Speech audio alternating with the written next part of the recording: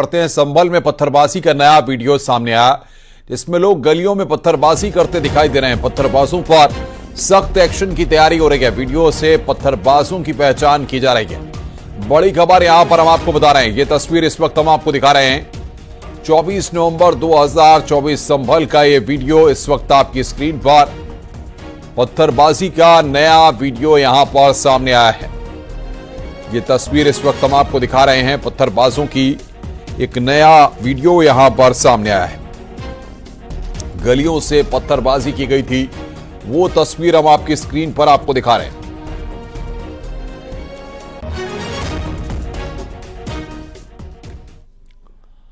संभल में बवाल के बाद पुलिस अलर्ट पर है। बाहर से आने वाले नेताओं पर रोक लगा दी गई है। सामाजिक संगठनों के लोगों पर प्रतिबंध है। डीजीपी ने अफसरों को फुट पेट्रोलिंग करने के निर्देश दिए हैं। तो बड़ी खबर यहां पर हम आपको बता रहे हैं। फुट पेट्रोलिंग करने के निर्देश डीजीपी के द्वारा दिए गए हैं।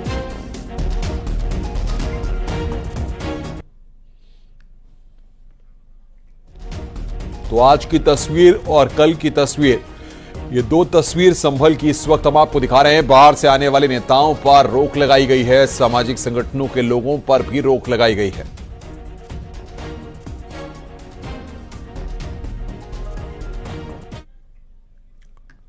संभल बवाल में मरने वालों की संख्या बढ़कर 4 हो गई। वहीं पथराव और आगजनी के बाद अब तक 5 मुकदमे दर्ज किए गए हैं। 400 लोगों के खिलाफ एफआईआर दर्ज की गई है। 21 लोगों को इस मामले में गिरफ्तार भी किया गया है, जिसमें 2 महिलाएं शामिल हैं। बता दें कि रविवार को शाही जामा मस्जिद में सर्वे के लिए टीम पहुंचने पर तनाव का माहौल बनाया गया था। उसके बाद से यहां अभी तक शॉप्स नहीं खुली हैं और ये व्यापार मंडल के लोग अभी व्यापार मंडल के अध्यक्ष के निर्देश का इंतजार कर रहे हैं या प्रशासनिक अधिकारियों के निर्देश का इंतजार कर रहे हैं। और ऐसे में देखिए अपनी शॉप्स को छोड़कर सब सामने बैठे हुए हैं और एक दूसरे से चर्चा कर रहे हैं कि कैसे शॉप्स खुलें, क्या चीजें होनी चाहिए। और एक सज्जन हमारे साथ, एक व्यापारी सर हमारे साथ मौजूद है। सर अभी तक शॉप्स नहीं खोली सर आप लोगों ने? सर सारा ही मार्केट बंद है सर जी। क्या कारण माना है? उपद्रव को लेके जो हुआ है? जी हाँ, इसी वजह से। सर कितनी शॉप्स हैं आपके इस पूरे एरिया में सर? 200 से ज्यादा ही होंगी। छोटी बड़ी दुकानें? हाँ, हर तरह की। सर आप भी व्यापारी हैं? जी। आप भी इंतजार कर रहे हैं व्यापार मंडल का कि अधिकारियों किसका इंतजार कर रहे हैं? अपने व्यापार मंडल का नहीं, वैसे ही इंतजार कर रहे हैं कि कब खुले दुकानें तब हम खोलें। एक दूसरे को देखा? हाँ, एक दूसरे को देखा। तो सर सारी भी शॉप्स फिलहाल बंद है? जी, सब टोटल बंद है। आमतौर पर कितने बजे तक खुल जाती है शॉप्स? ये खुल जाती है 9 बजे। 9 बजे से शुरू हो जाती है। अब 9:30 का टाइम है। अच्छा, आप देख सकते हैं सुबह 9:30 10 के बीच का टाइम है। ये सब व्यापारी एक दूसरे का इंतजार कर रहे हैं। इनका कहना है कि जो कल घटना हुई है उसके बाद से एक दूसरे का चेहरा देखकर या एक दूसरे से बात करने के बाद ही ये अपने प्रतिष्ठान खोलेंगे। फिलहाल यहाँ ताले चढ़े हुए हैं और प्रशासनिक अधिकारी इनको ये बताने का प्रयास कर रहे हैं कि all is well. Journalist Ravi Gupta के साथ अमित गंजू, न्यूज़ 18, घंटाघर, संभल। तो हमारे संवाददाता अमित गंजू ग्राउंड जीरो पर मौजूद हैं, जो पल पल की जानकारियां हम तक पहुंचा रहे हैं। किस तरीके से संभल में बवाल के बाद आज का दिन है, ये यहां पर अमित गंजू वहां पर बाजार में पहुंचे, व्यापारियों से उन्होंने बातचीत की है और क्या तस्वीर उभर कर सामने आ रही है वो बता रहे थे।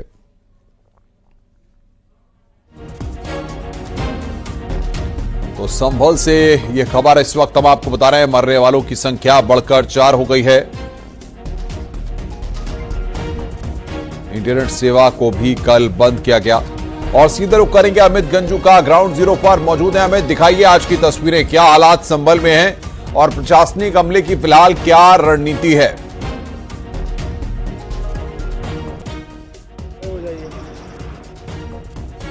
अमित, अगर आपको आवाज मिल रही है तो क्या तस्वीरें आज की हैं, किस तरीके का माहौल वहां पर आप देख रहे हैं?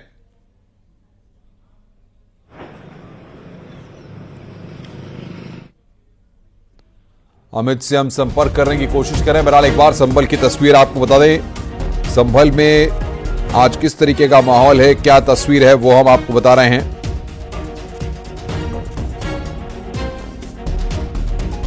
तो बड़ी खबर इस वक्त संभल से,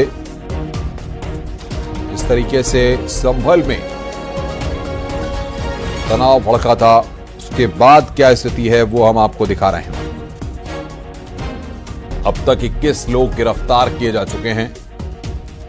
कई लोगों को हिरासत में लिया गया है। 4 लोगों की मौत हुई है।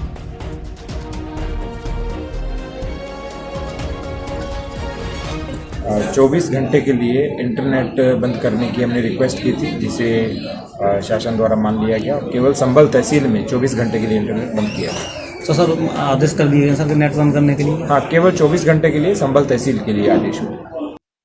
और सीधे रुक करते हैं ग्राउंड जीरो का। अमित गंजू हमारे संवाददाता वहां पर मौजूद है। अमित, क्या स्थिति आज आप वहां पर देख रहे हैं? क्या बाजार अब तक खुल पाए हैं और पुलिस और प्रशासन की क्या रणनीति है?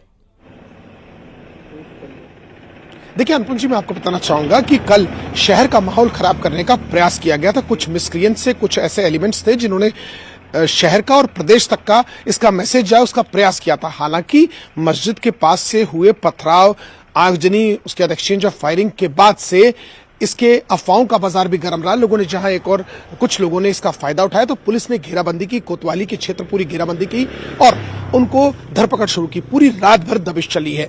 24 से ज्यादा लोगों को पुलिस ने गिरफ्तार किया है। 4 FIR लिखी है। 500 ज्यादा अज्ञात के खिलाफ मुकदमा दर्ज हुआ है। 30 से ज्यादा CCTV कैमरेज खंगाले गए हैं रात भर, जहां एक और टीम 36 ADG के नेतृत्व में बनाई गई, जिसमें रमेश शर्मा ने टीम 36 बनाई। इसमें डिप्टी SP खुद मौजूद थे और एक टीम में एडिशनल SP और इसके अलावा 7 वो SHOs थे जिनकी अलग अलग टीम्स ने रात भर दबिश चली। क्योंकि जो रात में दबिश चली तो कई ऐसी चीजें जो हमारे सोर्सेज बता रहे हैं, इलिसिट वेपन्स भी कुछ के पास से मिले। ये बड़ा आश्चर्य वाली बात है कि आखिर इस सर्वे में असलाहों की क्या जरूरत पड़ गई, क्योंकि न्यायालय का आदेश था, 2 बार सर्वे टला, उसके बाद इस तरह लोगों का इकट्ठा होना, लोगों के घर पे असलाह मिलना, इलिसिट वेपन्स मिलना, पुलिस के लिए भी अब एक जांच का विषय है। क्योंकि पुलिस के लिए सबसे बड़ी प्राथमिकता है कि चीजें कैसे नॉर्मल हो, जिसके लिए मैक्सिमम कई हद तक पुलिस ने इसको नॉर्मल कर दिया। अगर बात की सदर की तो शॉप्स अभी पूरी तरीके से नहीं खुले, क्योंकि मंडे में यहाँ जो घंटाघर एरिया है, छोटा घंटाघर, बड़ा घंटाघर या शिव चौक के पास आसपास मंडे वीकली ऑफ होता है। कुछ अपनी शॉप्स खुलते हैं, कुछ नहीं को एसेंशियल सर्विसेज खुलती है, लेकिन अभी तक मैक्सिमम शॉप्स पे ताला लगा पड़ा है। हालांकि पुलिस प्रशासनिक अधिकारी और व्यापार मंडल की अभी 10 बजे के आसपास बैठक हुई थी, जिसमें शिव अग्रवाल, ओम नारायण गुप्ता और एक बदरुद्दीन जो इस व्यापार मंडल से जुड़े हुए हैं, लोगों ने पुलिस के अधिकारियों से बैठक की और उन्होंने उनको आश्वस्त किया कि हम अपनी शॉप्स खोलेंगे, लेकिन थोड़ी देर बाद। अभी तक लेकिन शॉप्स नहीं खोली है। और बात की जाए गिरफ्तारी की, गिरफ्तारी लगातार जारी है। लॉ एंड ऑर्डर मेंटेन रहे, इसका विशेष ध्यान रखा गया है। पुलिस की टीमें लगाई गई हैं, RRF मौजूद है। एक टीम जो ADG रमेश शर्मा लीड कर रहे हैं, दूसरी टीम मुनीराज लीड कर रहे हैं और तीसरी SSP के नेतृत्व में टीम है। 9 अलग अलग सेंटर्स बनाए, 9 अलग अलग ब्लॉक्स बनाए, एक कंट्रोल रूम बनाया गया है जो यहाँ के शिव चौक के पास जो चंदौसी चौक है उसमें PWD गेस्ट हाउस के पास एक बनाया गया। ऐसे में जहां पूरी रात भर दबिश चलती रही, जैसा कि बताया, कुछ को कोतवाली में, कुछ को नखास में थाने में पूछताछ चल रही है और अब CCTV फुटेज के माध्यम से उन लोगों को भी चिन्हित कराया जा रहा है। सबसे बड़ी बात अनुपम मैं आपको बताना चाहूंगा कि जो रात में दबिश चली, कई ऐसे लोग थे, न तो वो संभल के थे, न चंदौसी के थे, न अलीगढ़ के थे, न वो मुरादाबाद के थे, न कुंदरकी के थे, न ही वो रामपुर के थे, वो अन्य डिस्ट्रिक्ट्स के थे। वो यहाँ कैसे पहुंचे, उनका यहाँ क्या इंटरेस्ट था, इस डिस्ट्रिक्ट में उनके कौन कौन रिलेटिव्स हैं, किसने उनको पना दी, जिन लोगों ने स्टोन पेल्टिंग की उनकी कुछ फोटोग्राफ्स भी पुलिस ने निकाली है, क्योंकि CCTV फुटेज के माध्यम से इनकी अब स्केच ग्राफ भी बनाया जा रहा है। ऐसे 350 से ज्यादा फोटोग्राफ्स को बनाने का प्रयास किया जा रहा है, फुटेज को निकाला जा रहा है।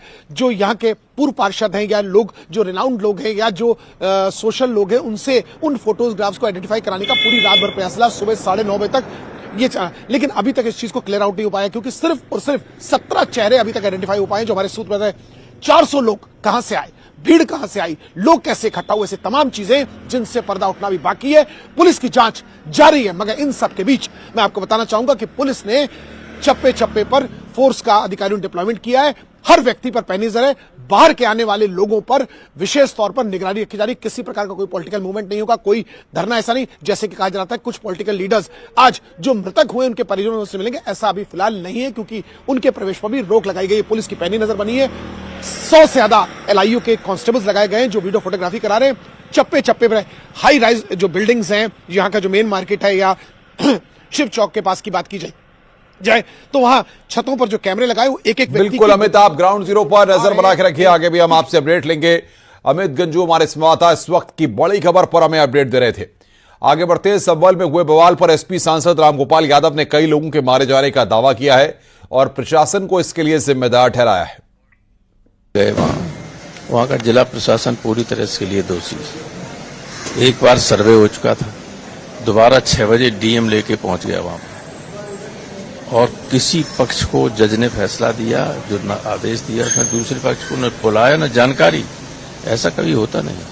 अगर इस तरह से होगा, इस तरह से जज फैसले करने लगे, सारे देश में आग लगा देंगे ये लोग। तो सर, आप संभल वाला इशू उठाएंगे? बिल्कुल उठाएंगे। मैंने 267 का नोटिस दिया है। हाउस सारी कार्रवाई रोक के संभल के इशू पर चर्चा होनी चाहिए। दोषी लोग कार्रवाई करें। तो कई लोग मारे गए, 3 तो केवल दिखाए जा रहे। सीधी गोली चला रहे थे, आपने देखा होगा।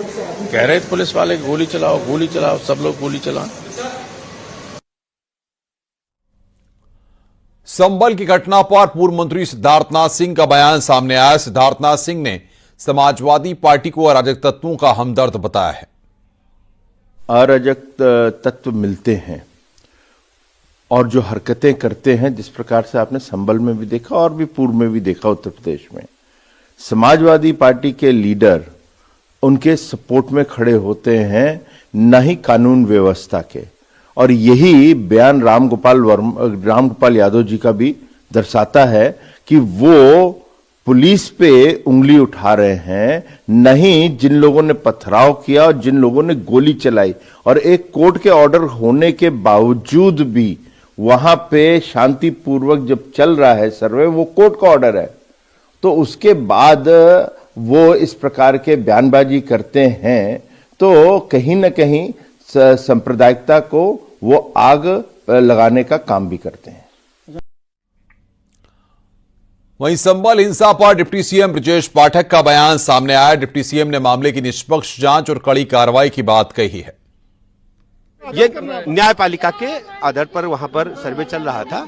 जो भी घटना हुई है वो दुखद है और पूरी घटना की जांच होगी और निष्पक्ष कार्रवाई होगी। लोग गिरफ्तार किए गए हैं, निष्पक्ष कार्रवाई होगी।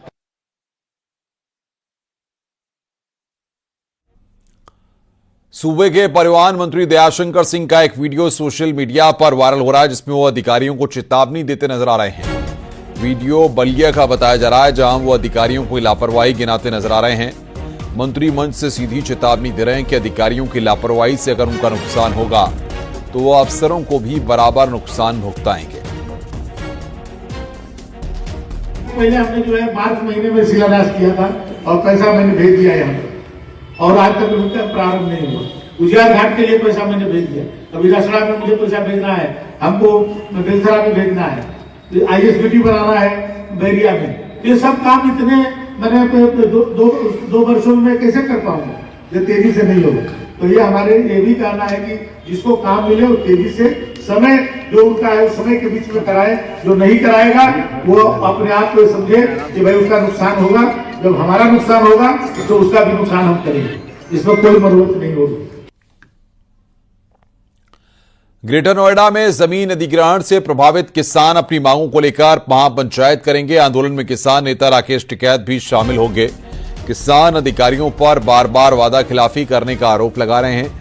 दरअसल जमीन अधिग्रहण से प्रभावित किसान 10% विकसित प्लॉट, बाजार दर का 4 गुना मुआवजा, किसानों के बच्चों को लाभ और पुनर्वास सहित कई मांगों को लेकर प्रदर्शन कर रहे हैं। महापंचायत में 20 से ज्यादा जिलों के किसानों के शामिल होने की खबर है।